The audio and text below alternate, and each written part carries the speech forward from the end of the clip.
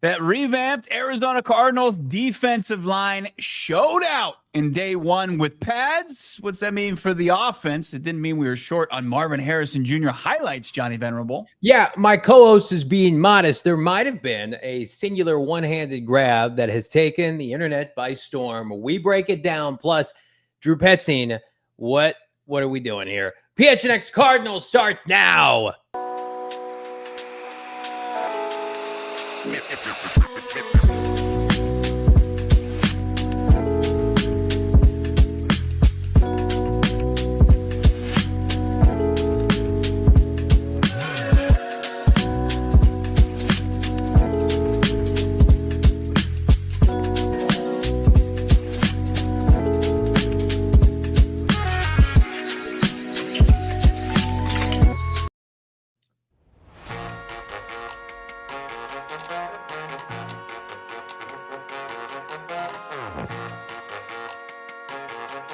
Hey, welcome in.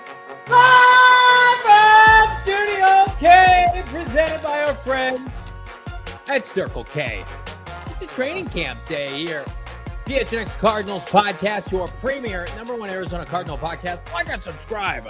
Leave us a 5-star wherever you get your programming. I'm Johnny Venerable. He is the famous Brack on the Twitter streets. We're going to get to that. And then we tapped in. I need Damon, producer Damon, as moral support today. Bo is being retweeted, embedded out the yin yang, and I need Damon as a buffer here, so I can't let my co-host get too big. But in all seriousness, welcome, friends. Drop us a like. So much to get into, as Bo alluded to in the open. Cardinals threw on the pads today. Things got chippy. They got aggressive, and we got the fallout with my co-host here. Bo, how we living? We're living well, right? I mean, you want to see the offense dominate like we have seen mostly the start of the camp. I think you could kind of remove maybe last Thursday, and you can certainly remove today. When the pads went on, that defensive front seven that heralded Darius Robinson by my co-host, they had a pretty darn good day at the office. I mean, they were disruptive. They were blowing up plays left and right, whether it was the first team, second team, third team. You saw this defensive line get an immense amount of pressure, and it's got you excited. I think even the franchise quarterback couldn't deny it. It's like that's as much as he wanted to perform and put on a show in front of the public practice. I think he understands it's a necessary evil that you got a bit of a game-wrecking defensive front seven for the first time in a long time. So let's go through it. So, Bo, you were there, practice, and we're going to get to Drew Petzing's comments. We've got some Kyler Murray comments as well that we want to get to. But just your overall assessment, because, again, as you alluded to, it's like defense usually dominates early. I put it out in like my big training camp 5 predictions the Friday before last week, and basically said, like, I thought the defensive line would get the better of an offensive line that has a brand new right guard, a right tackle, by the way, that does not look great right now, coming back from injury. And then you've got this defensive line. What I even noticed on Sunday's practice when we were there, like the defensive line, second and third teams are going to overwhelmingly absorb the Cardinals' second and third team offensive lines. Mm-hmm. Like the best shot the Cardinals have is with their first team unit. And again, that's most teams. Most teams don't go 10 deep on their O-line, but the Cardinals now, I mean, if you want to spin it in a positive note, and I think we will, the Cardinals' offensive line is going to be better for it because of Walter Nolan eventually, Darius, Calais, Dalvin Tomlinson, Josh Sweat, when they're throwing a lot at them, whereas last year it felt like you really couldn't get a good look at that until the real game started. So you give us your assessment on what took place today with the pads on. Yeah, I think you saw this revamped defense, this defense that they threw as much assets as they could, as many assets as they could this offseason. You saw kind of a little bit of the payoff. Now, the true payoff is going to come September, October, November, December, hopefully January. But, it was right out of the gates. Kyler Murray in the first team offense dropped back to pass.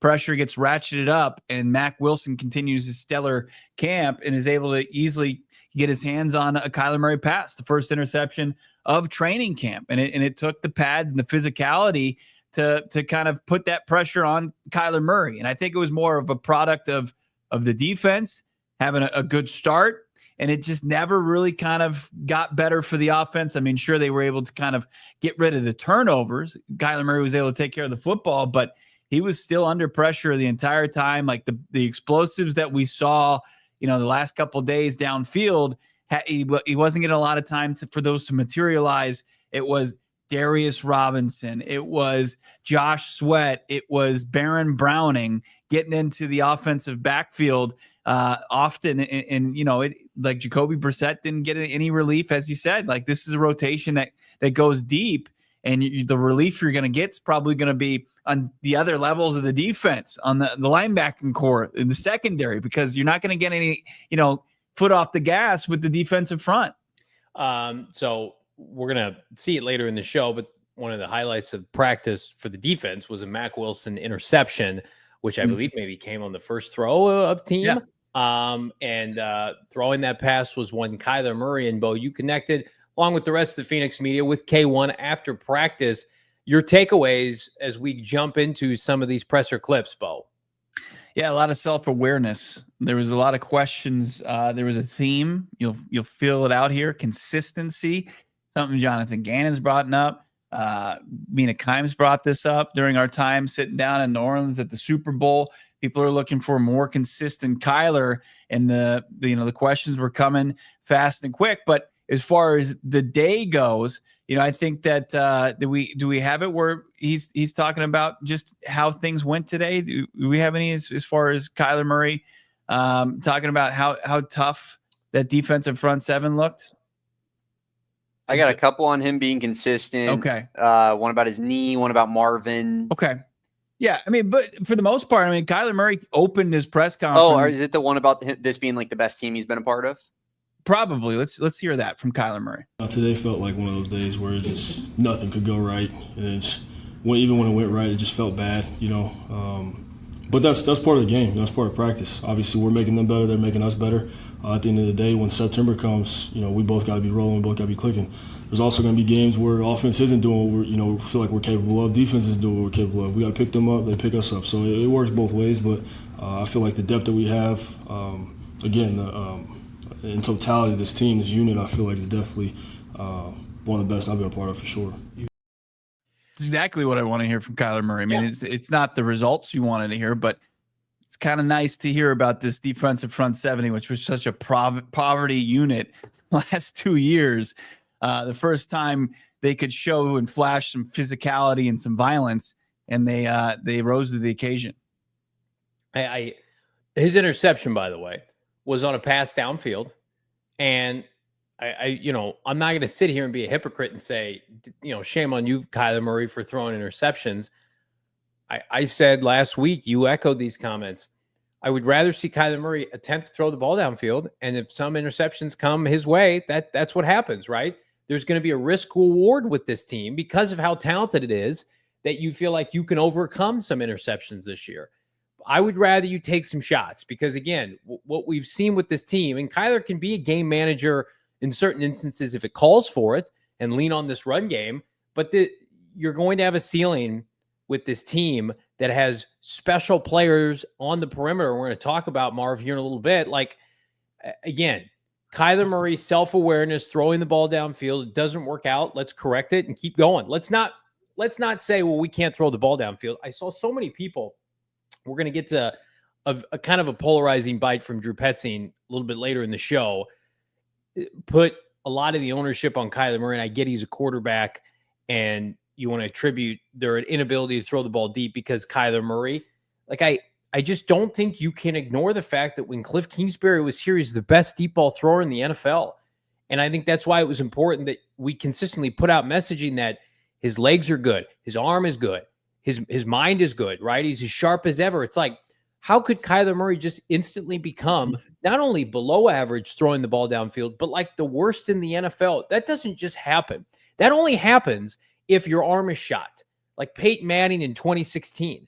And so I get frustrated when I see people like, this is all on Kyler Murray. Kyler Murray throws a beautiful deep ball. I think it just, to me, it comes down to, yes, does he have full concept of the offense? Does he feel good about it? But also, is he being put in positions to succeed in this offense that nationally, I think people are picking it up? It's got some limitations when it comes to featuring wide receivers. Yeah, as far as being opportunistic in creating those, higher rates of success, chances downfield for explosives. I just don't think that it's been given to Kyler Murray in the Cardinals offense. That's what I think you need. And, Petzing, who you'll hear from here shortly, throughout his press conference, he was peppered questions. Like it was like a firing squad as far as Drew Petzing today before practice in Glendale. And I thought he fielded every question respectfully. And yeah, he's got a certain affinity for some coach speak and stuff. And he tries to be honest and give the best answer he possibly can. But what's the identity of this team? He was asked, and he's like, I want the physicality and the ability to finish, and teams from the opposition saying like, that was a brutal game, right? The physicality, right? But that's all well and good. That can be our identity, but you have to be able to incorporate, the passing game, the finesse of a passing game, the explosiveness of a passing game. It's so essential in modern day offenses, especially when you've got the personnel like the Cardinals have. Again, people just spare me with like Kyler Murray can't see over the line, so they can't throw the ball deep. This is not year one. Kyler Murray didn't just come into the NFL and this has been an issue. This is an issue with this offense, and they have to find a happy medium. And again, like Kyler Murray needs to be more consistent. He's going to talk about that here in a second. That is the key to the season. But you also, even with consistency, there have to be games in which you allow your offense and your franchise quarterback to take over, to allow them to spread the ball out and throw the ball downfield and use their special traits and ability. I think just being confined in this offense, I think there are positives. Are there more negatives, though? Are there limitations that are being set? Because, again, I come back to this. People are sick of me saying this. I say it all the time. I think this offense, as currently constructed, has hit a ceiling. Do they have another gear, right? And I hope that these team instances where Kyler Murray's throwing an interception and they're trying to push the ball downfield, I hope that's a peek into we're trying some new stuff. I've got a barreling defensive line coming down on me. I know I have to be better. I know they can throw it 8 to 10 yards. I know that they can run it as well as anybody. Show me what you haven't been able to do. And if there are issues or hurdles to overcome in the short term, guess what? That's what training camp's for. Well, yeah, I mean, and that stuff, in the classroom, and that stuff that pre-snap you can diagnose and hopefully put yourself in a position to kind of know where you can rip it, right? Where you can take your shot, understand where the pressure is going to be coming from, and then maybe potentially get something out of that. Yeah. I mentioned, do we want to play the clip with Drew Petzing as far as when I asked him about, how can you add maybe more consistent explosives to the passing attack? This was the Cardinals offensive coordinator's answer. Again, I think it's a balance. I think certainly protection plays a big role in that, and making sure I'm calling the plays at the right time to take advantage of coverage, that we're holding up front, and that we have guys that can stretch the field, which I think we do. So it's certainly going to be something we emphasize, but I wouldn't say any more than we have in the past. Do you ever think he's never going to abandon that? And I think everybody needs to understand that. He wants the balanced attack. That's the kind of the Kubiak offensive philosophy, and that's not anything people want to hear. Here's what I will say. There has been, like Jonathan Gannon said, they, kind of blew up the offensive playbook or the playbook a little bit. There's been some conversations as far as what it looks like now. He did say there's an emphasis on explosives. And that from the very beginning of the Jonathan Gannon era, from the viral video, pew, pew, shots, explosives. That's what they want to be. It's what they want their identity to be. I'm not going to sit here and crush Drew Petzing because of a press conference clip. I'm not. You can, but I also know what I've seen the last couple of days, and I'm not just going to throw it out the window because the defense had a good day. Do you think that was good self-awareness, given that they were one of the worst explosive teams in the passing game in the NFL last year? Do you think that's good self-awareness? I don't think it's not a self-awareness thing. I don't think he cares. He's going to run his offense how he's going to run his offense, and he's not going to be persuaded by the angry mob that is, Cardinals social media. It's not angry mob adjacent. It's this is an aspect of the team that's holding it back from winning. I saw Monti Ossenfort do a press conference. What was that, Friday? Took up accountability. He's like, we don't commend ourselves for winning 8 games last year. I'm paraphrasing. We got to win this year. self-awareness, right? How many times did Jonathan Gannon say, in our interview with him, didn't win enough games? I tried to talk to him about how he changed the landscape, winning 6 games at home, doesn't matter, didn't win enough games. I think it would have been very refreshing for the first time we have seen Drew Petzing since the offseason to come out and say, hey, we were lacking in this department. We know it. I know we have the guys to correct it. I have to be better. I think that would have been your own form of coach speak. I mean, that doesn't give me but that much at least is confidence. taking accountability. I mean, like, it's clear now based on people who are out on K1 are not going to be back in until he wins, and I get that. It's clear right now there is a collective target with this fan base, and that doesn't help anything because people look at this team and they see the Marvin highlights and they see the new, shiny defense that was bought and drafted, and they see Kyler Murray making plays and Trey McBride, and it's like, what's missing here? Why can't this be what we're assuming it can be? And then again, like, you got national writers pointing out that I see the Marvin Harrison Jr. explosives, but can this team just function offensively with this passing game? Because, I mean, your clip went viral, and some of the feedback was this is still a low percentage play. And I get it. It was just like single coverage one-on-one. You're just throwing it one-on-ones. It wasn't a team drill. But I don't know. I saw that clip today. Tweeting that? Yeah. I saw that clip today, and I'm like, Drew, you guys were last in the NFL in 3rd and long conversion rates. You guys were almost last in the NFL throwing the ball over 40 yards. I mean, like, it's been and it's not a new thing. It's been a problem for 2 years. What's different now? I'd love to be educated on, like, we're doing things differently because we know we have issues and we know we have limitations. You cannot run the ball to a division title in the NFC West. This isn't the sloppy, slapdick NFC South where you can win it 9-8. This isn't the AFC South. Yeah. Are you going to out scheme Kyle Shanahan and Sean McVay running the football with Amari DiMercato on 3rd down? That's not winning football. No. Here's something I'll tell all of you, including my co-host. I mean, educate me, Bo. Look, I don't think, and I think it's hilarious. People are saying I went from hanging out with the practice squad guys to now I'm eating lunch with people Drew are Petzing. saying it. People are saying it. I'm carrying water for the Cardinals offensive coordinator. But look, you guys, there's this undeniable trust you have in Jonathan Gannon. And then Jonathan Gannon is given the keys to his offense to Drew Petzing. And if you think he doesn't understand the pressure to perform and to fix where they fell short just because he gave you coach speak in the press conference, I think that's a bit naive. That's fair. Again, we'll have conversations this year if Petzing and the offense struggles, and then the accountability that needs to be taken from JG unequivocally. Like, I can separate those things. We can appreciate this head coach and love what he's built. But if the offense, and again, it's a big reason why he didn't want to pivot off Drew Petzing, because he wants continuity. And I get that. You don't want to be, what's his name, out of Chicago that got fired because he kept going through offensive coordinator. You don't want to do that. And I get that. But who is that? Nagy? No, it was Eberflus? Eberflus. Which Bears coach? I can't keep coach. Like, Kyler Murray is not perfect, but man, he can throw deep. I covered this team when Cliff Kingsbury was here. Things ended poorly. Never did I think, with even all of Kyler's critics, we'd be sitting here and people were saying, well, Kyler Murray can't throw the ball downfield because he's too small. Are you outside your mind? Go look at his Oklahoma highlights. Go look at his Cardinal highlights from 2019 to 2022. Nobody was better. All his deep shots to Christian Kirk, even to Fitz, DeAndre Hopkins, and people are like, oh, he can't see downfield. Like, you sound so naive and dumb when you say that. It's just not a smart take. Does he need to be better? Was he atrocious against Seattle at the end of last year? 100%.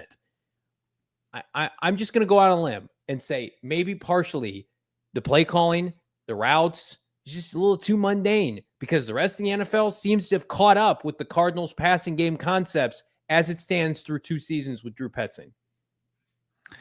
Yeah, we've got more from Kyler Murray. The franchise quarterback spoke post-practice. We've got, highlights from the first padded practice as well. Well, you get to see that revamped defensive front seven and how much havoc it caused, plus that freakish play from Marvin Harrison Jr. Yeah, we're going to get in all that coming up. Johnny's going to take a beat. It's going to count to 10. And we're going to read some ads with our great partnerships here. It's all coming up next. PHNX Cardinals.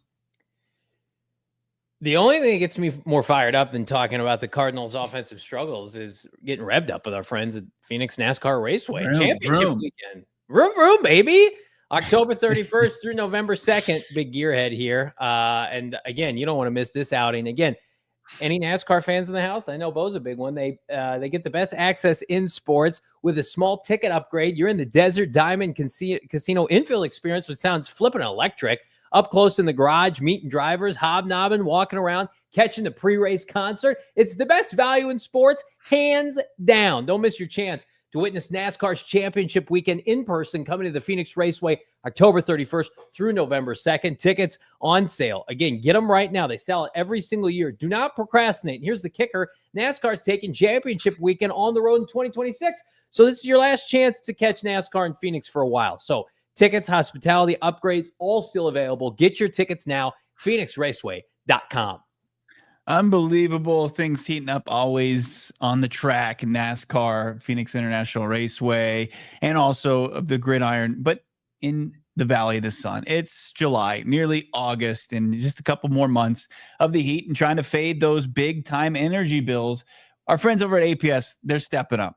APS wants to hook you up with a smart thermostat and get you in their Cool Rewards program, which is going to get you on the right track to saving big on your energy costs during the dead of the summer. APS, man, you got to become an APS customer, and you can start to raise your thermostat through your smartphone or drop it down, whatever it may be. But the Cool Rewards program is going to get you set up nicely. Get a smart thermostat as low as $0. That's right, nothing. You got to pay nothing to get yourself a smart thermostat, and APS is going to get you enrolled in the APS Cool Rewards program. If you already have a smart thermostat at home, you can see if it's eligible and enrolled in Cool Rewards. Plus, get the free install. It's available at marketplace.aps.com. That's marketplace.aps.com. Must be an APS customer and pay shipping and taxes on that $0 smart thermostat you're going to get hooked up with. Other restrictions apply. Go to marketplace.aps for all the information. Everybody drop a like on this video. We got almost 400 watching live already. We appreciate all of you. Become a diehard right now. Get locked in. $36 for the entire year. If you're not a diehard already, I implore you, give us a chance. $3 a month. It's a training camp special. Basically, get you a free t-shirt and then exclusive access to everything we do. Bo's training camp notes for free on gophnx.com. Stuff that we don't even cover here on the show. Of course, exclusive access to the Discord. We've got deals off of events that we put on. It is the best way and the only way to be able to have premier access for PHNX Cardinals is become a diehard. Again, we have so many diehards in the chat, in the community. Do us a favor. Become a diehard. Tag us on Twitter. Immediate retweet, immediate follow from the beat account. We want to see you a part of all of our diehard events. We got so much good stuff cooking up, including, I'm just going to plug this now. Right now, Gila River Resorts and Casinos Wild Horse Pass, August 28th. It's a Thursday. Diehards are welcome. Everybody's welcome. Bo and I are going to be doing a special live show at 4:30. Right after that, we're going to be doing an open Q&A hang from 6 to 7, 100% free. Come out, drinks, food, fabulous vibes, and then the coup de grace that night, our fantasy football draft here at PHNX Sports with all of our personalities. Come and hang out, 100% free. Come out, wear your merch. Let's hang out. We're going to try to get Britton Golden out and some other Cardinal faithful, but regardless, we are ready to get locked and loaded for the NFL season, Bo. Live show 4:30. Cardinals Town Hall season preview, because the preseason is going to be in the rearview mirror. We're going to know what the final 53 looks like. We're going to be gearing up for the regular season at that point, doing Q&As back and forth, and then come roast our coworkers and how bad their football knowledge is, and just boo them. They're going to get up and they think they're going to know ball, and then you just take them down to the very studs. Love to see it. I should have won last year. I will win this year. But people are still talking about Johnny's choke job last year. Yeah, it was pretty epic. Pretty number sickening. 1 seed all season long, and then you get to the playoffs, and it just kind of unfolds the way that it did. Where's Noah? Get Noah back. What happened? What happened, Johnny? I don't know. Mr. Know-it-all knows offensive ball, sitting here telling Drew Petzing how to do his job. Okay, bro. He can't even seal the deal in the fantasy football championship against our sales guy. You know what I knew, though? I knew how to rip it. Rip it. I wasn't, 3 to 5 yard dinking and dunking down to the champ. At least I was in the championship game. He is in the playoffs. Let's keep things going here because I'm not ready to get off this subject yet. We're going to see. We got robust highlights. We're going to get to that. We got more from Kyler Murray. But I do want to talk about this offense right now and Drew Petzing's comments just a little bit more. So, again, we're going to see this offense for the first time in week 1. They're going to play a little bit in the red and white scrimmage next weekend, this weekend, and then they're probably not going to play at all in the preseason. We'll get a glimpse of them in the joint practices. We're going to be there in Denver in a couple of weeks. But, like, your assessment for everybody here in the chat, does the Cardinal offense during 11 on 11 look the same as last year, or are there some different wrinkles that you think will benefit them, or is it too early? There's a lot of similarities, right? There's been days where it looks like copy paste 2024 to 2025, but then you take in the element of this inhuman freak athlete, 220-pound ex-wide receiver Marvin Harrison Jr. who's been putting on a show, and his maturation, his development has been on full display as well, and his chemistry with his quarterback. I think it gives the ability for this offense to execute at a higher level than it did last year. So it does have some flashes of a different look. It reminds me of what so far of the couple days I've been out there. It reminds me of last year with more efficiency and better play from their number 1 receiver. That's what it looks like. It looks like last year's offense plus a better version of Marvin Harrison Jr., a more creative route tree for MHJ. And I think that's a plus. And I think it certainly is going to help them. But I also feel like, we get asked this a lot. Number 2 receiver, number 3 receiver. I feel like there are going to be concerns. Can this offense go fast when it needs to go fast? When will the big plays come that aren't specifically built off of yak, right? Like Marvin's big game against the Rams last year, we talk about it. His big catches were him manufacturing plays. Kyler Murray outside of the pocket, out of the concept of the offense. It's like, can you guys scheme up this year? Hey, you've ran the ball effectively for a quarter and a half on second down now. Can you do a play action from James Conner and you go deep, and can you hit a receiver for a 60-yard bomb? Like I'm seeing that all over the NFL. I can't remember the last time the Cardinals did that. Actually, I can. It was Rondale Moore in Houston 2 years ago. And that was like the only one of that season. So that to me, it's like those are the kind of plays that are going to get people off of Drew Petzing's back. I even think more so than like winning with style points should not be the barometer. And I'm sure it's not the Cardinals barometer, but this fan base wants to win a very specific style this year. They want to see all the weapons be utilized equally, and not an offense that, I mean, we've done let's run the ball 40 times a game for 2 years. Yeah. It just people are over that because it hasn't manufactured a winning season yet. Yeah. I mean, if this team is a top 10 offense, where are you? What kind of headspace are you in? Like, because we're talking about a team that averages, just over 23 points per game. In order to get the top 10, you're right around 25 points per game. So it's not that big of an ask for them to increase. And what you named as far as, or what you thought this offense looked like, it resembled last year with more efficiency and better play from its receiver. That should be enough to kind of uptick enough for this to be a top 10 offense. And I think where everybody's looking for it, more consistent across the board, where it's not like flash game here, flash game against this, a crummy defense, and then kind of cower against a good defense. You're looking for consistent play across the board. Everybody is. But I mean, if the Cardinals finish top 10 in offense, are you going to be content with that? I think it depends on the performance against teams with winning records in games that matter. Is it great that they put up 47 points against the Niners in the finale last year? Awesome. You put up 30 against the Patriots and the Panthers. That might have skewed your numbers a little bit. 31 against a high school Jets team, 29 against the Bears, 28 against the Dolphins. I'm looking at 14 against the Commanders, 13 against the Lions, 13 against the Packers, 6 and 18 against the Seahawks, 22 against the Vikings, and 9 against the Rams in the finale. When you had to play good teams, you could not score because they're well coached and they have good personnel. Welcome to the NFL. You want to get to the playoffs, unless you're the fraud Broncos from last year and you get a cupcake schedule, you got to beat good teams. You got to be able to score 25 points or more against good teams. They couldn't do that last year. So I do think, as much as I feel like they did some good things offensively last year, their numbers were juiced a little bit from the slop of their schedule, right? I just look at I'm just going to read everybody off. We got more slop this year. They got a lot more slop this year. I get that. They actually faced one of the hardest schedules in the league last year. Weeks 12 through 18 last year, I mean, unless they were playing Panthers, Patriots, Niners, they were scoring less than 20 points per game. And in the games, right, and that's where the difference. I drop in the consistency, right? Where you can't go up against the lows of your schedule. You're going to have to perform. Like this is going to be year 3 of this entire thing, this regime.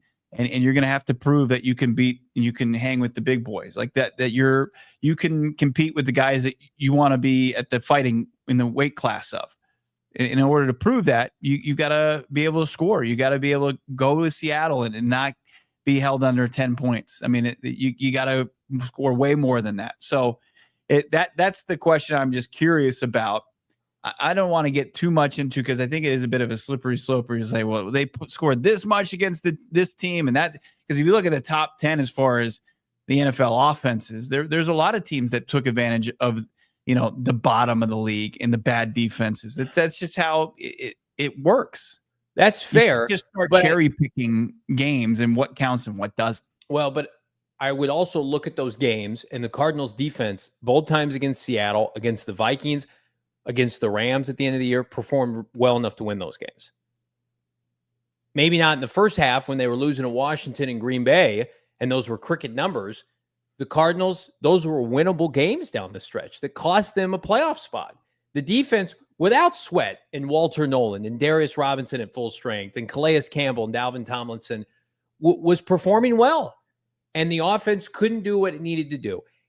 You had teams like the Vikings, you had teams like the Rams stack the line of scrimmage and say, we're not going to let James Conner beat us today. Can this offense then look competent through the air? They could not. And so I'm with you. Like, you said this to me, we were leaving the facility yesterday. It's like, we're probably not going to know what this team is until like week 10, until like week 12.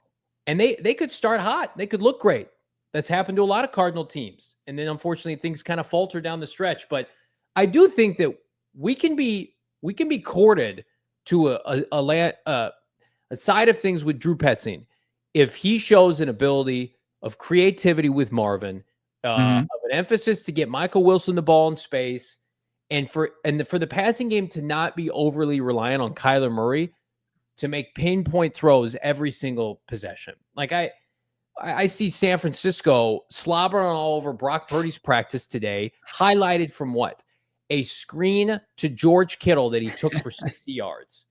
And it's like, what are we doing here? Like, what a play, right? Right. Mr. Irrelevant. Unbelievable. But that happens with all great play callers around the NFL. It's like manufacture plays to give your playmakers a chance to get out in space. Where are those plays at? Right. Get Greg George the ball, right, in space. Get Marvin Harrison Jr. favorable matchups.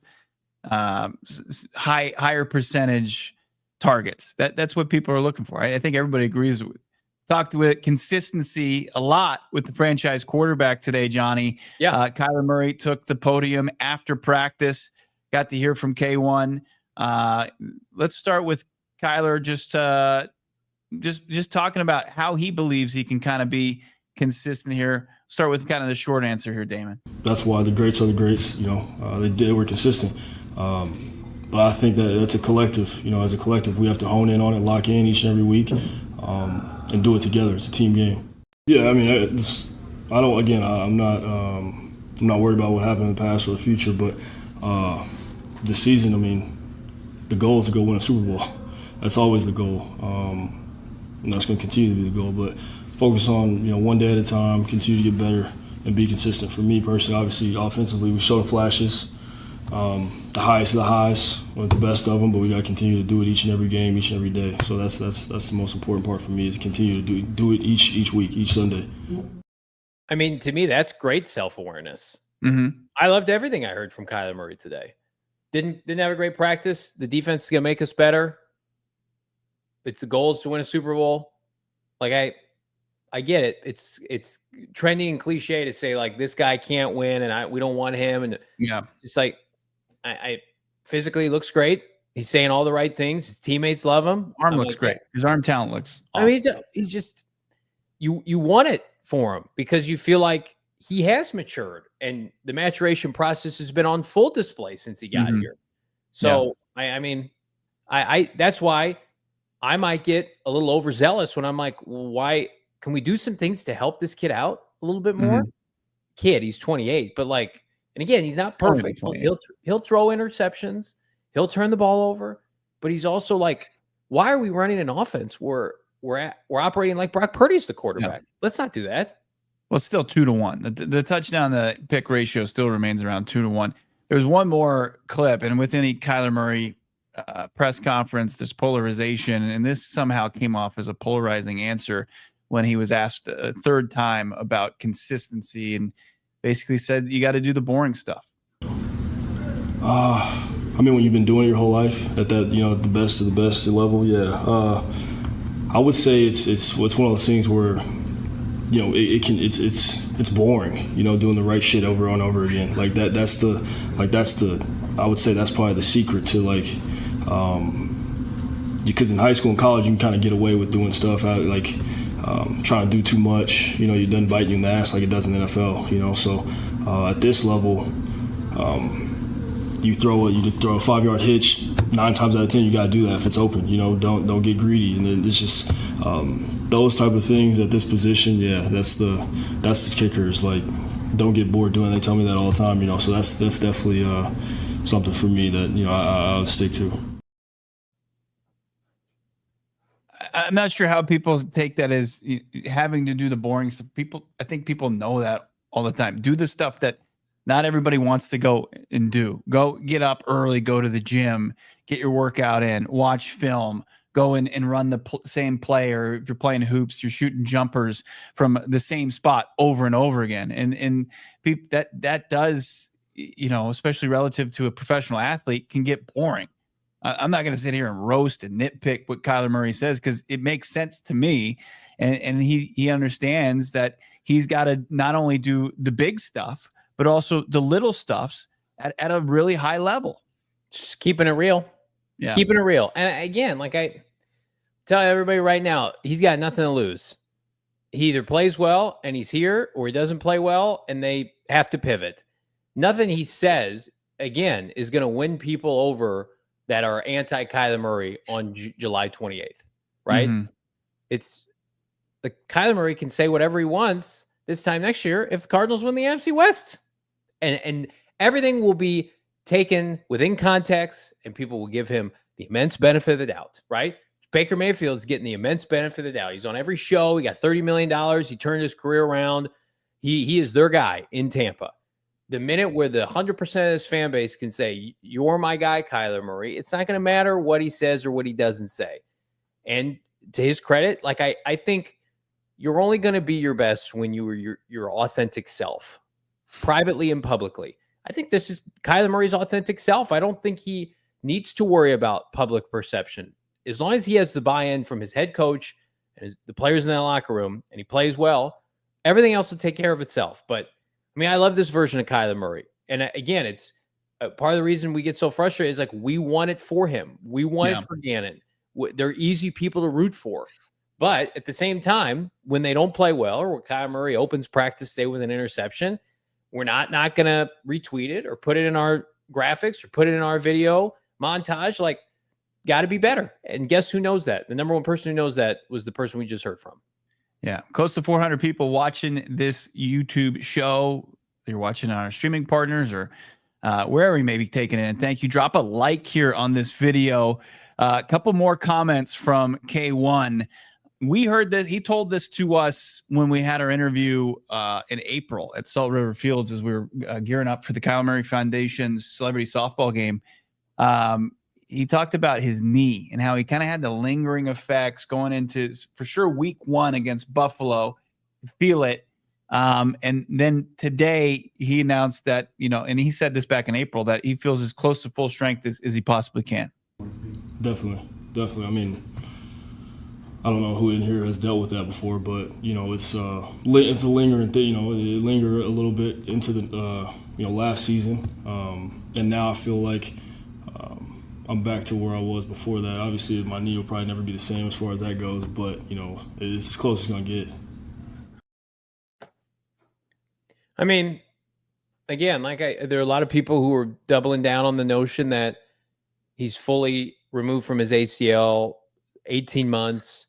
The best season is typically that you're back and you're fully healthy for the entirety of the offseason program. Yeah. So again, there are so many positives, and history suggests continuity with the head coach, offensive coordinator, playmakers growing together.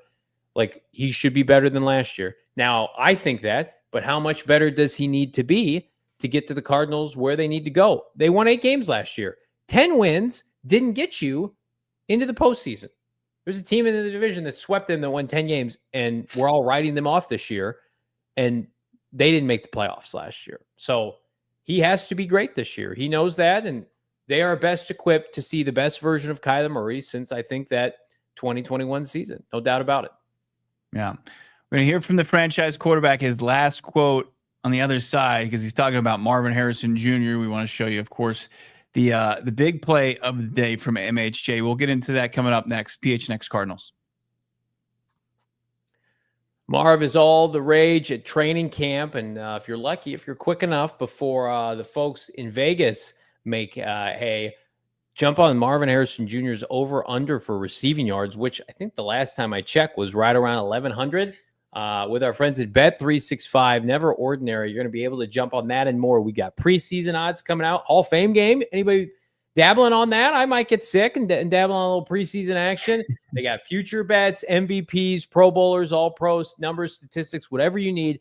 And right now, new customers get 150 in bonus bets when you place $5. Again, all you got to do is sign up with the bonus code PHNX365, deposit a 10 spot, place a bet for just $5. You're going to get 150 in bonus bets. Again, new customers, we're hooking you up. Bonus bets can be used on spreads, totals, player props, futures, and more. We got our gambling segment coming back this fall. We're going to do it, of course, on a pregame show, all sponsored by friends at Bet365. Whatever the moment, it's never ordinary. You got to be 21 years and older, physically located here in Arizona. If you or somebody has a gambling problem, wants help, call 1-800-NEXT-STEP. Text next step to 53342 or visit problemgambling.az.gov, Bo, for more info.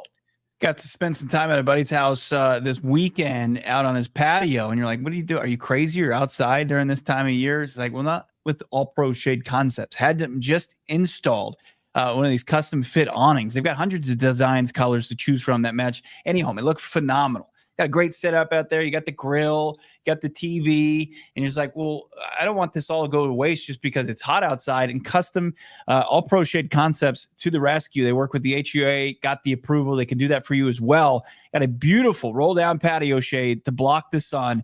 Kept it. It had to have been 20 degrees cooler out there on that patio. It was phenomenal. Great time out there. Most trusted local shade company, voted #1 by Ranking Arizona by Patio Shades in 2024. BBB A+ ratings with over 1,000 5-star reviews via Google. In business for 20 years in the Valley. Started making window shades for friends back in the day, and then it just got serious. Licensed, bonded, insured. Check them out for yourself. Call them 623-204-1476. That's 623-204-1476. And visit allproshadeconcepts.com. That's allproshadeconcepts.com. Now to schedule your free estimate. Everybody be sure to like this video. Again, the goal, 500 likes here on a Football Monday training camp edition.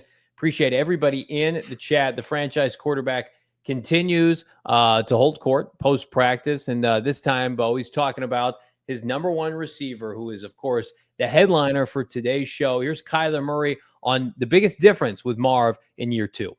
Confidence, and then, speaking up. Obviously, I think everybody thought he was a shy guy. now guys coming up to me like, oh, Marv's personality, like, he's coming out of his shell, all these things, which I think comes to play with the confidence. I think a lot of people will see a different side of Marv this season. I mean, Marvin Harrison Jr. has been the talk of camp for a second straight year. I mean, we wanted to see him 4th overall pick, playmaker last year, but he's really kind of showing he's the full package this year with the bulking up and you're seeing him getting the ball more consistently. You're seeing the wow plays on full display, and with the confidence with a guy like that, it's really what he needed to do. There's conversations, whether it's Petzing, Gannon, Kyler, Marv himself, games slowing down for him. And when that happens with that type of skill set, that's where you start to see pop. He physically is a different player. I'm sure mentally got a break from the rigors of going straight into Ohio State, then draft season, then playing, and then finally had a break this summer, as Ossenfort alluded to on Friday. And now, like, you're seeing him play free, which, again, I dismiss the fact that, like, he can't live up to expectations. You're always going to have expectations. 1st-round pick, top recruit, your dad's in the Hall of Fame. Like, he's been used to expectations his entire life. I think there were just a set of extenuating circumstances last year where, whether he wasn't on the same page with Kyler Murray, needed more time, was not put in the best position to succeed under Drew Petzing, was not the focal point of the offense, and so had trouble saddling in his role, right or wrong. And then, the team itself is a run-dominant team. I think it was just a recipe, not for disaster, but a recipe for underserved expectations nationally. Again, and you had a chance to talk to Omar Ruiz of NFL Network, and Marv is very cognizant of Brian Thomas Jr. and Ladd McConkey and Malik Neighbors. If you don't think that fuels him, knowing that maybe he was cheated out of some opportunities, or there were not as many opportunities, different circumstances on his team last year, why not own the offseason, come into camp, and be undeniable? And that's what he is. He is undeniable right now over every playmaker not named Trey McBride. Yeah. I mean, he puts in the work, and now he's got to, he surrounds himself with people he trusts and trusts to put him in a position to be successful. And with Kyler saying confidence, and that's been something that's been consistent this entire offseason, that's been on the rise, or kind of been on the rise since the end of last year. Finished strong on a high note. Last play from their offensive series of the year was Marv catching a touchdown in the end zone against the 49ers. So ended on a high note, and wants to parlay that into a big jump here in year 2. Let's take a look at these highlights here, though, and you'll see that one play from Marvin Harrison Jr. We're going to work on getting no sound on that. Yeah, we'll get the highlights here, and we'll take you through what went down today, day 5 of the Arizona Cardinals training camp here shortly. But yeah, I mean, there's the confidence that he's better than those 4 playmakers that get way more run than him after his rookie year. Like you said, BTJ, Malik Neighbors by a lot. Brock Bowers is included in that conversation. Ladd McConkey, he had to endure an off-season worth of rankings where Ladd McConkey is ahead of Marvin Harrison Jr., and that's criminal. I mean, like we talked about it on Sunday's show, like I've seen him not included in the top 20, 25 wide receivers entering this year, and he was a borderline, 1st-round pick overall last year. I remember Shane Diefenbach, PHNX Sports Fantasy Football, took him in the 1st round, and I love that pick. It was a little bit of a reach, given he hadn't played a game yet, but I think this is exactly where he needs to be. There couldn't be a smoother landing spot. Year 2, people have bailed on him. You've got the slop of the NFC South to start with, the New Orleans Saints and the Carolina Panthers, and I think that's why a lot of us are like, it's on the offensive coordinator now, because you can put a lot on Kyler Murray, and I understand that, and we will be critical when the time comes. Russell Wilson's old ass is getting Malik Neighbors 5 out of 10 targets at Giants camp. He had 10 completions, 5 of them went to Malik Neighbors. Sometimes you just have to turn your brain on and say, we're going to force feed our best playmaker. And again, Trey McBride is that default player right now, but guess what? Trey McBride's not open every play. Trey McBride, from a vertical standpoint, doesn't have the upside of Marvin Harrison Jr. You ought to be able, if you're an offensive coordinator worth your salt, to be able to balance both of these guys together and get the most out of them. So, I mean, like these highlights that we're going to have, it's capped off from the one-handed viral clip that my co-host posted today.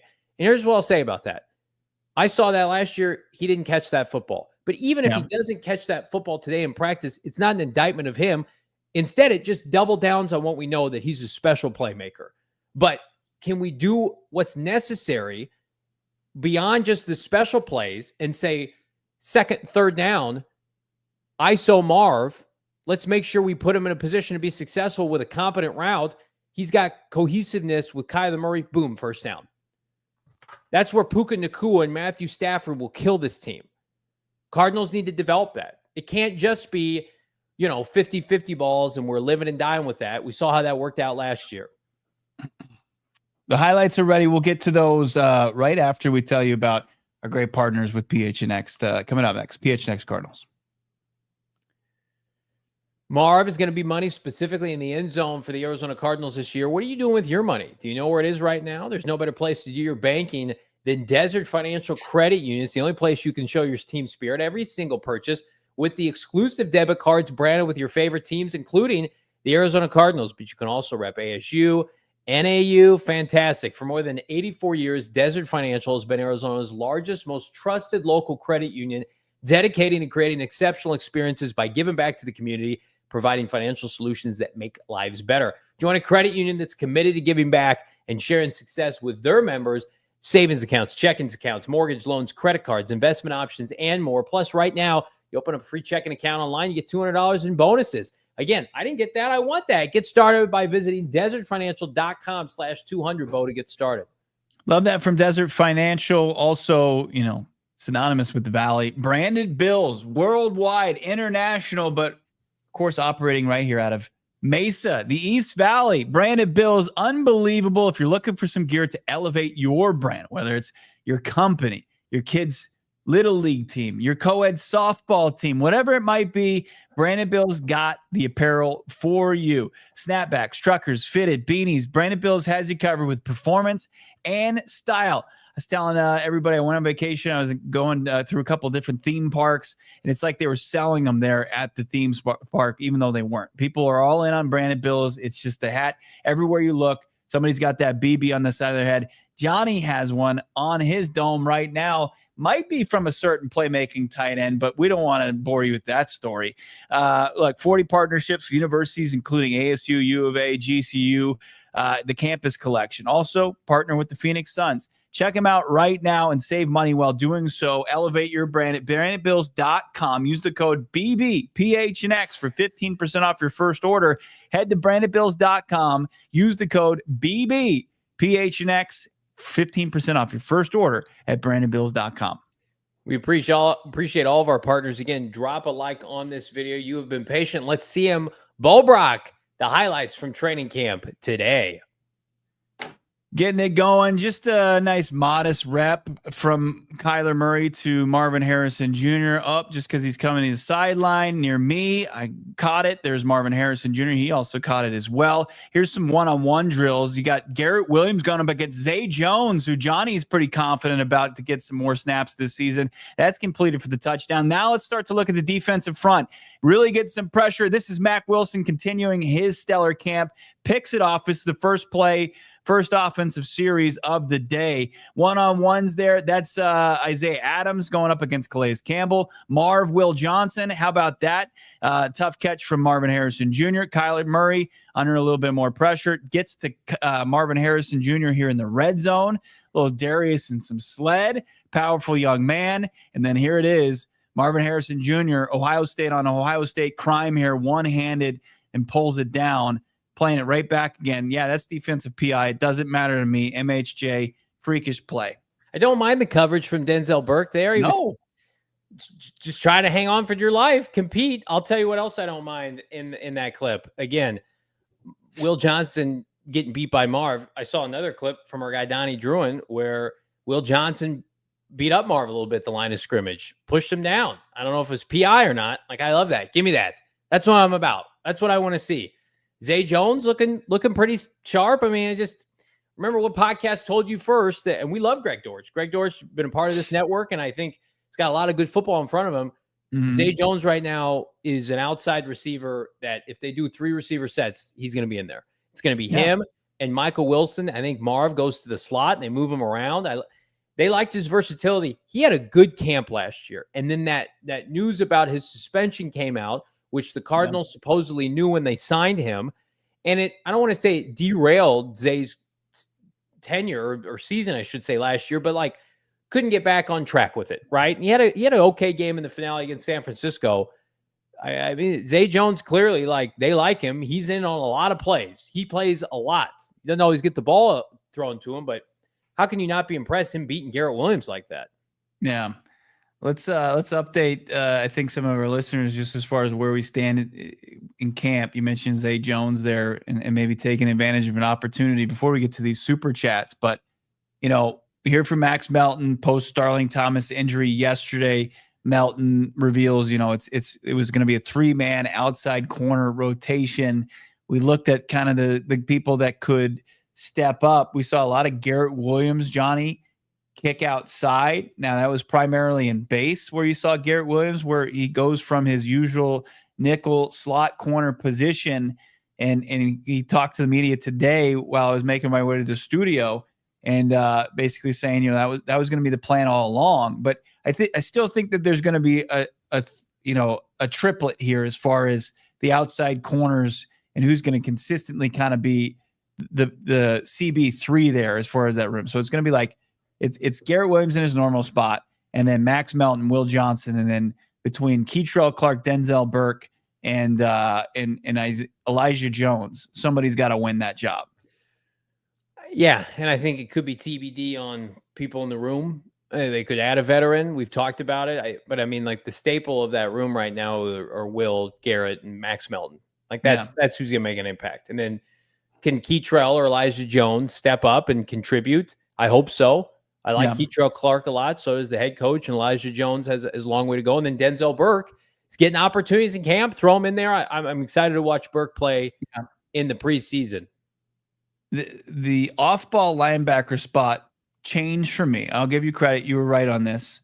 As far as the potential of Keem Davis-Gaither starting with the position and then Denzel Burke maybe coming, where I said, hey, hold on, not so fast, because I thought the job was going to come with wearing the green dot, where I thought more of a full-time player was going to have to just outright win that game and there wasn't going to be much change there. Mac Wilson, he's the Mike. He switches over from Will linebacker. He has the green dot. He's going to be the linebackers that are going to primarily be on the field. Where I think you're right is now that second off-ball linebacker spot, a Will linebacker spot, could be a work share now, where it's Mac Wilson and some combination of Cody Simon, Keem Davis-Gaither, and Owen Pappo. Josh Weinfuss put out a tweet today that I didn't see anybody else run with, and I have not. You and I haven't talked about this on air, off air. He said, and let me make sure I'm not screwing up this note here. He said, in the first padded 11-on-11 in camp, Zaven Collins lined up an inside linebacker with the first team defense. Is that true, or was Josh mistaken? Yeah, but they move Zaven all around. We know that. Like he's still a defensive end. Yeah. He's still an outside linebacker edge. Like they want to be multiple. That gives them the ability. Yeah, he can go off ball, sure. But he's not. But I wouldn't lead like he's not going to be a part of that rotation consistent position group. That's what I figured. So again, no shot or shade at Josh, but like Zaven doesn't project as one of like their type of off-ball linebacker. We know what their type is. Yeah.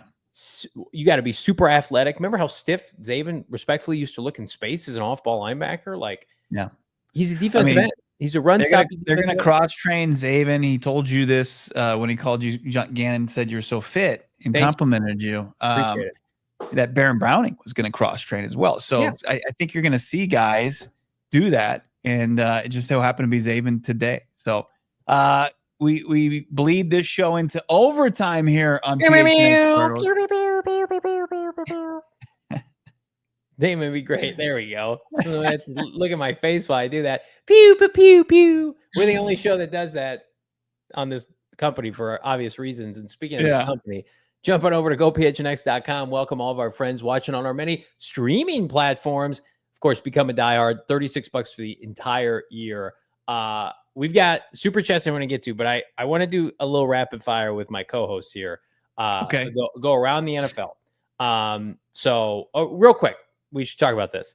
AQ Shipley was announced today by the team. We've been wondering about this as the new color commentator on game day, replacing Ron Wolfley. He's going to call the games with Dave Pasch. Shipley was famously the Cardinals center for, the 2015, I think, through 2019. So peak Bruce Arians year, and then, extending into Kyler Murray's first season. He has since made national fame, appearing on the Pat McAfee show, and he comes back to be the color man. Your reaction to this? Yeah, I think it's a good successor to Wolf in the booth. Somebody that has some national relevance that can continue to work, with Dave Pasch, who not only does the Cardinals Sunday broadcast, but also is on the call for ESPN all the time, college football, college hoops, NBA basketball. So I think it's good. And you hope that AQ Shipley brings a little bit of that juice that you get from, McAfee on a daily basis to NFL Sundays for the Cardinals. That was my reaction to it. And I'm not giving the Cardinals this much credit for it, because I think it's the solid addition. He's on TV. Has national notoriety now. Do you try to get that rub from McAfee's crew and help get more eyeballs on your product? Yeah. I think that's the play. And again, No doubt about it. I mean, I'm not going to sit here and say, like, I've listened to a bunch of AQ Shipley, broadcasts, and I think he's great on air. I'm sure he'll be good, but that to me is like, that's the play now. And for everybody who is anti-Pat McAfee, he's been on the show before. And again, I know that he's dominating ESPN and media right now. We want this fan base to grow, whatever it looks like, right? We want more Cardinal fans. We want more Cardinal games on national TV, and that's goes hand in hand with winning, but this doesn't hurt. So good luck to AQ Shipley in his new role. I hope he does well. I don't know enough about him. I haven't watched a lot of the McAfee show. Most of it is when we're on Radio Row and we're by the set and we see him. But I hope he brings that looseness that you get with that show. He's not going to be Wolf, but man, could Dave Pasch be the straight man? He plays that perfectly. You don't need two straight lace guys. You don't need to be strictly X's and O's. And I know that it's going to be his first year doing it. There's going to be a fine line. And I know it's asking a lot. It's you don't have to be Wolf year one. And for some people that's an acquired taste. I completely understand that. And then you don't have to be, the straight X's and O's guy. Let me show you how much I know about football. I hope he brings the looseness that he does on the McAfee show. And Pasch worked alongside Wolf for so long, worked alongside Bill Walton for so long. He can handle characters better than anybody. Bring that kind of element to the broadcast. Well, this might make everybody feel better that I'm very complimentary of the hire. There was a point in time where maybe I was critical of AQ Shipley's play. I think this is circa 2019, as last year with the team. And he may or may not have posted a screenshot where he was beat on a critical down against the 49ers. He may or may not have slid into my DMs and was very upset with the post, and then proceeded to undress me in terms of why the block happened, and there were several exchanges went back and forth. So he's got a fire in him. He's got that fire in his gut. Let's not be Kevin Durant, but he's got that fire in his gut, no doubt about it. I'll respect him for never logging off. Yeah, true. No that's an element that he could bring to this broadcasting game that me and Johnny, tend to try to bring into our everyday lives. We can't, if we take it, we got to dish it out. Yeah, give it right back to us. Get 100%. I saw it today. I'm just like, and I searched AQ Shipley in my DMs, and I pulled up something from 6 years ago, and I'm like, oh, okay, got it. Yeah, let's go. I may have seen these alleged receipts, and you hope that we've grown.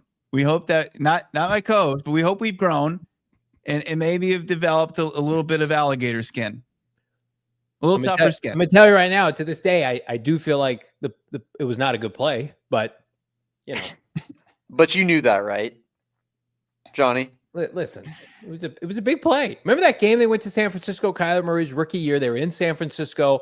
Kyler Murray played great. Yeah. He missed a block, and it was on a critical down. And I was just, and I may or may not have paraphrased it with barf, and then that kind of took over from there. So, but we are pro AQ Shipley getting the job. Yeah. Congratulations to him. Yeah. Best of luck, Dave Pash, class act. Good luck. We root for the Cardinals to succeed, and I root for AQ Shipley to succeed. No, I think your point about it potentially getting that national stage on a daily basis, you know, the Monday after NFL Sunday, Yeah, and AQ is providing, or whenever he's going to rejoin them during the week, and talking cards ball, man. I mean, that's a great platform to have to get some young new Cardinals fans potentially. All right, so we wanted to make sure we talked about that. Check that box. I want to hit on a couple other things. Okay, Yeah. Are you at this point on July 28th, and Damon, we're here to keep receipts here, are you in a position to apologize about your pre-draft Cam Skattebo takes, given what we've seen so far from Giants training camp? No, because I think I fully anticipated this happening, to where Cam Skattebo is going to take the NFL world by storm, and it's going to get worse. They're not worse. It's going to get better because we're all rooting for Scat. He's going to have a monster preseason, and people are like, the masses are going to come, and they're going to, just like you're doing right now, they're going to try to call me out because, you know, they're petty and gross and really unprofessional, immature. I mean, I could go on, but I think you're going to see a guy Scat get every opportunity to. He's going to have like 30 carries in the preseason. It's going to be unbelievable. And but I'll know better that, you know, like, it matters during the regular season. I hope he wins a job. I hope he gets a rotational role there with the Giants, because they suck otherwise. Let the guy play. I'm telling you right now, following their writers, there are people in New York that have made the argument that the starting job is just waiting for him to take hold. And he's running with the twos primarily. He's in there with Jackson Dart, but like, now, correct this guy saying that I never said he wasn't going to be good at the NFL level. I didn't say that. I said there was no spot for him here. I'm telling you right now, he took reps with the first team today with Russell Wilson and Malik Neighbors. You were pretty consistent in your take that you thought he was like a third down back or a backup. He's going to start. Cardinals. I think you meant collectively. No, I think he wasn't going to crack. He wasn't going to take carries from James Conner or Trey Benson. That was my point. I mean, like, we're gonna have a pretty good idea here in about 3 months if he's better than Trey Benson or not. I don't think so. Okay. It's opportunity. He's got an opportunity playing for a really bad team. Okay. I mean, he doesn't have a James Conner standing in front. Have you been impressed with the highlights that you've seen? If Skattebo had James Conner in front of him, probably he'd have a way more subdued training camp. And I think Trey Benson's having a good camp. So I don't want this to come off as like I'm knocking Trey Benson. He's looked good. But even Petzing today, when we don't have the clip, was like kind of threw water on like Trey Benson getting a bigger workload. Did you catch that today? Kind of was basically like, this is James's backfield. Yeah, but that's just being truthful. Right. We know that. I think that people need to heed that advice. Fantasy football owners, like, they have to know, like, this always happens. Veteran running back, young up and coming running back, and it always happens. This is the process as far as like passing the baton. But until something happens with Connor, it's his backfield. As it Desert Treble saying ASU Legend Boat, like, this doesn't mean I can't be honest about Cam Skattebo. And no, it does. It does actually mean that. I just feel like you were pretty consistent in your take, and then we get Fran on the show, and both you guys would be like, I mean, we were one step away from like undrafted free agent territory. Who does Jackson Dart play against in as far as practice? Who 11's in Giants practice? I'm telling you right now, he ran with the ones today. Here's a headline: Cam Skattebo emerging as a potential game changer for the Giants offense as training camp unfolds. Predictable. This was so predictable. Johnny, you make headlines every day. You're getting bit by that? No. That's hooking you? Those are like people who are, boomer writers in New York that are putting that out there. Boomer writers. I just feel like if I don't bring this up and people like half of Twitter is great and they want Cam to succeed. Then there are people who, God forbid, I embed a video of Cam succeeding and I'm like, this guy looks awesome. People are like, don't you cover? I had some idiot. Don't you cover the Cardinals? Why are you posting this? Because he was an ASU legend and he worked out with the Cardinals and we met with him and he's a great kid and a great human being. I want him to do well. And selfishly, I wanted him here. Yeah. You wanted that gravy. You wanted that content gravy train. Can you here with PHNX No, Sports? It's so obvious. No, yes and no. But clearly, I was the only one of this group that collectively thought he could do what he's doing right now. I disagree with you. No way you thought that he'd be doing this right now. What do you mean? What is he doing, He's Johnny?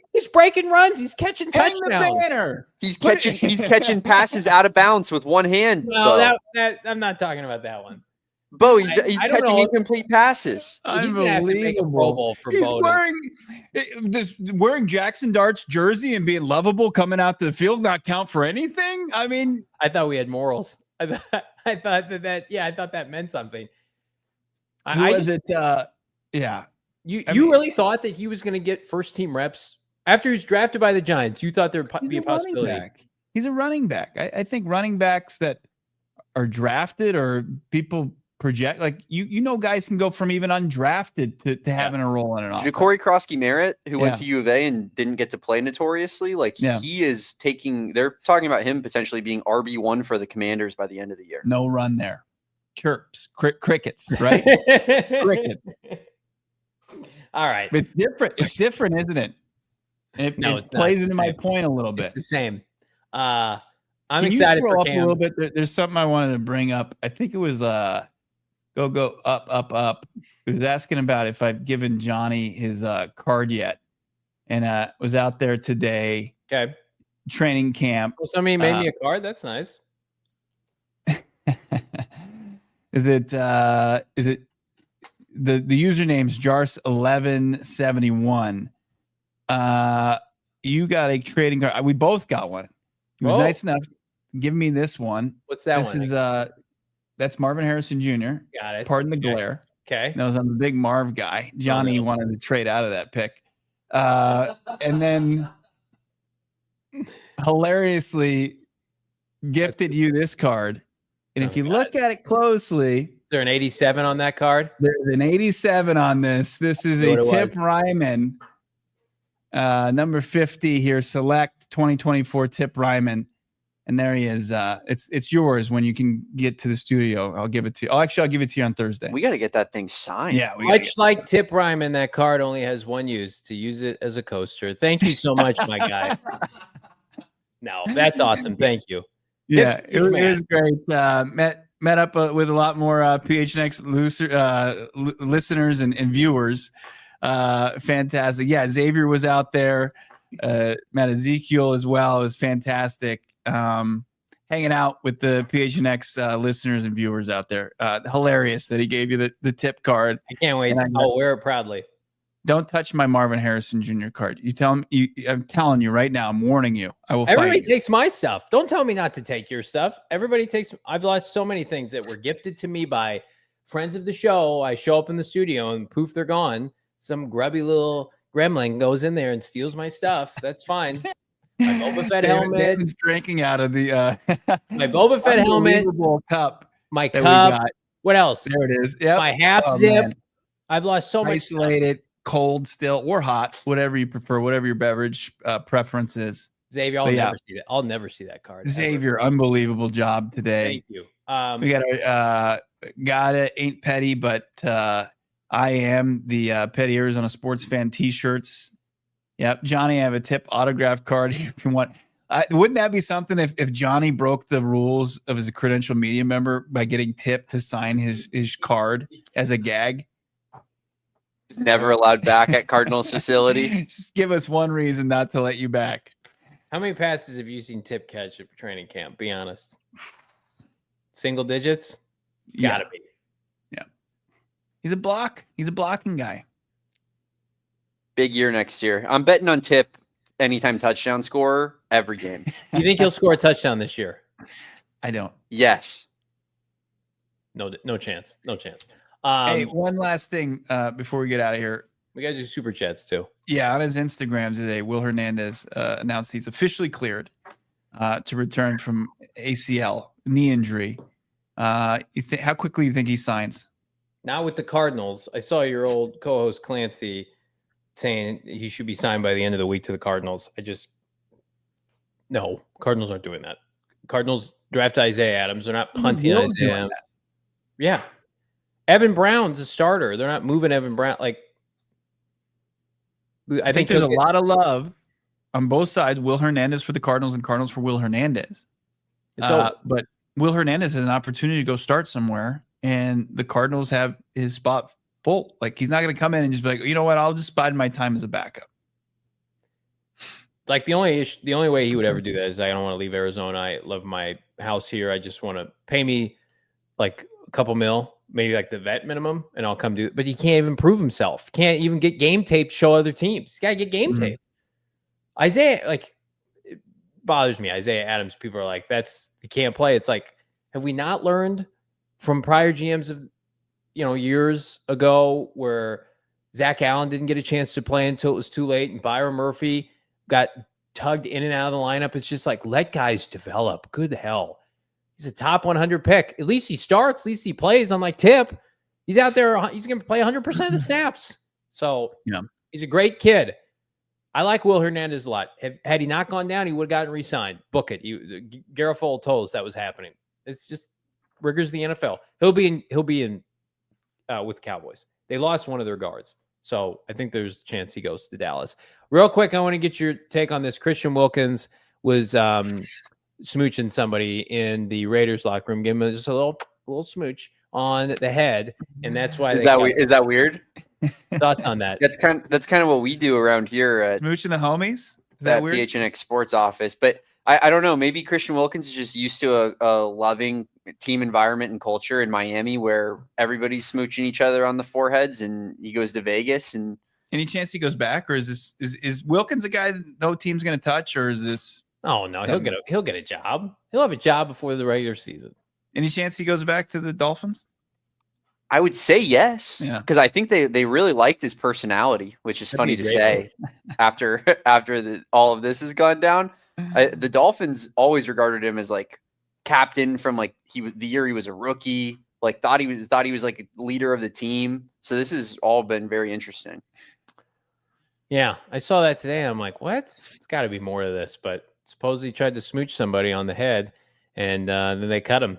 So they called him the slap ass guy from Key and Peele. He just can't help himself. Let's get to these super chats here. What a great show. This is the kind of vibe I want moving forward during the season. Didi 9618 199. JV's still working on his steak. I finished my steak, Didi, last winter in San Elmo's in February. It's recorded. It's in our Discord. So if you become a diehard, you can see Didi's it. in there. Yeah, Didi, you can see it. Brian P, forget the no-fly zone 2.0. Let's name the front seven the no time zone. I like that. You know what's going to bother me? Mac Wilson's going to have a great year. We posted about it over the weekend. He's going to have the year I think that the kid out of Philly last year had. Remember, he had the converted safety, had a big year for them. Yeah, Zach Baum had a great year. You know, we've had these linebackers come out of nowhere and do well. Like, what's it going to take for Mac Wilson to get some pub? The Cardinals have to win, because I think Mac Wilson's going to put up a crooked number. I think he's going to have interceptions and sacks and tackles for loss. Hopefully people take note, because he's like another it's like another Froholt where they just get him. People who's an afterthought. That's how you know that Gannon and Ossenfort know what they're doing, when they find guys like that. Keep it going with our guy Shaft. Does the saga continue? I hope not. The boys are looking really good. This front seven can be special and just what Kyler needs to avoid feeling like he has to play hero ball. The D can carry this team, or will carry this team. Still can't post live chats. Man, I was hoping to avoid the end there. But Shaft, we got to figure this out. We got to get you back in the flow, the rhythm of just chat without having to drop a 10 spot. And you don't have to drop a 10 spot. Shaft, For the love of all that's sacred, you can just if the only way you can post is through super chats, just post the minimum. We don't need your $10, but we do appreciate it. You're so generous. We appreciate you, Chef. We appreciate everybody in the chat dropping super chats. Baharo 3455, $2. Up tempo offense is what helps Kyler Murray's deep ball. Yeah, I think so. I think Kyler Murray, given an opportunity to set his feet in shotgun, pistol formation would be great. I think it is tough, like playing under center, 5 to 7 step drops. And if that doesn't allow a ton of time for him to set his feet, if he's got defensive lineman barreling down, it's hard for him to throw the ball 40 yards downfield. So I'll never knock like Cliff Kingsbury can scheme an offense, right? It was kind of everything else. I'm a advocate for this offense with Drew Petzing because it keeps Kyler Murray upright. I think and I'm sure that's the number one most important thing. But you got to take some chances this year. Can't be like last year. Matt to the power Joe, how many deep shots a game should we take? I mean, at least like 3 or 4 a game. I mean, and they have to like look competent. There's got to be points in the season where it's like beautiful play call, wide open, X player touchdown. Like deep shots when there's a safety in a corner all over Marv, that doesn't count. You don't get points for that, in my opinion. I just scheme up some plays where you have guys running free and get Marv in places where he's ISO'd and he can outrun a guy because he's flipping 6'4" like a gazelle and can run downfield. I mean, look, Denzel Burke holding on for dear life today. Yeah. If I saw people being snarks on Twitter saying Marv can't separate, Marv's been separating all camp. Yeah. If Denzel Burke doesn't hold Marvin Harrison Jr., guess what? He gets beat by about 5 to 7 yards on that play. You can't make people happy on social media. Yeah. Yeah. Unbelievable run here. What'd you have, Damon? I just wanted to say before we got out of here, because Brian's bringing up no one helped Schaff at Chicken and Pickle. Schaff, I talked it over with some people in my circle. We've decided that getting you back and running on this YouTube page is priority number one. And feel free to contact me, DM me, anything. Wow. Discord. Wow. Give out your cell phone right now. Yeah, for sure. That's special. Email me at damon@gophnx.com. Let's figure this out because we got to get Schaff back in here. Damon's making this priority one. He told us before the show today, and he's the best man to figure this out. It means everything. Mm-hmm. I like that, Damon. That's leadership. You've got that fire in your gut. You and AQ Shipley. Jonathan Castro. We hear the goods. Anyone look bad out of shape at camp? I wouldn't say anybody out of shape. I think in the year 2025 of our football lords, you really kind of weeded out guys who show up like just looking like slobs. It's too consistent. Like the NFL offseason is too consistent. What's that? Kim Dichie, Jordan Phillips, Glob Kebabs. I'll tell you what. We mentioned this on Sunday's show, Jonathan. If you weren't watching, like Elijah Jones hasn't looked great. Mm-hmm. We just kind of put that out there. Bilal Nichols was hanging out. Saw him today. Saw Bilal Nichols today. Okay. He was at the stadium. Okay. Walter Nolan. But yeah, Bilal Nichols is somebody that remains on pup with that stinger issue. And trying to think who else struggled. I mean, you mentioned you saw the reps today from Jonah. But we expected that, right? Like, I don't think Jonah Williams coming off multiple injuries last year is just going to be like rock solid. Josh Sweat and Baron Brown are going to give him the business, and hopefully that means he's going to be better for it. Mm-hmm. The entire offensive line had a tough day. Yeah. When you say, oh, you had a really tough day today. It was Hayden Connor, 6th-round pick out of Texas. You heard the other day, Johnny, that he was at center. Yeah. And he had 3 misfires like in a row, like skipping them. And then the final one went over the head of Jacoby Brissett. It was a tough practice for the 6th-round pick out of Texas today. Well, you know what? Got to get better. We're trying some new stuff out. That's what training camp is. That's why, back to like JJ Watt's point, why it's tough when we're overly critical on people. But this kid is a 6th-rounder who has never played center before, to my knowledge, and he's trying something new out. So let's have. I mean, Isaiah Adams had a bad training camp at times last year. He looked like a liability pass protecting in the preseason. And guess what? He's a starter now. Like it's called development for a reason. And the coaches that are worth their salt can do it. And the coaches that can't have been fired, let go, or no longer in the NFL. There's a cyclical cycle where you overpay for free agents because you can't develop in-house. And that the Cardinals used to do that forever. Really good stuff. The last week or so, we've had some guys step up, like Damon, like Shane. Kevin also stepped up and helped us out on the production side. Noah returns tomorrow. Amadeus jumping in, 199. Are you guys confident in the offense? Johnny? To some extent, yes, and to some extent, no. I think I am confident in the personnel. Like the personnel, really like the skill players in a league where tight ends can be difference makers and wide receiver ones are hard to come by. You've got two of them. The trio of Kyler, Marv, and Trey should be enough to feed families. But if the offense is too stubborn to get out of its own way, like last year, and is too predictable and gives up on possessions before they end on 3rd and long, then I will come on this show every day and we'll talk about it. And we'll say things that are uncomfortable, or I will. We know you're good for it. Like I said, great stuff. Shane, Damon, Kevin, everybody who filled in, helped support the shows. We kicked off training camp. We've got another camp day tomorrow before a day off on Wednesday. Another high tempo to one tomorrow, Johnny. So should have some more highlights coming out of Cards Camp in Glendale. Anything else before we get out of here? I think that's it. Yeah, everybody, again, drop a like, subscribe to PHNX Sports here on YouTube. And of course, let us know. What do you think of this offense? Drop comments down below. We appreciate the chat after the show. Put your comments down here. Do you have confidence in Drew Petzing? How much blame should go to Kyler Murray? And what's your stat line for MHJ? We're just getting started here. We got shows Tuesday, Thursday, Friday, Saturday this week with, of course, full wire-to-wire coverage of the red and white scrimmage. We're going to be there and broadcasting from the booth. So, yeah, fired up for the amount of content here. We're locked into football season, Bo. For Damon and Johnny, I'm Bo. Make sure you're following along at PHNX_Cardinals for all the content. It never stops. Get in the Discord. Only way you access that. Become a diehard for $36. The low price, $36 for the year.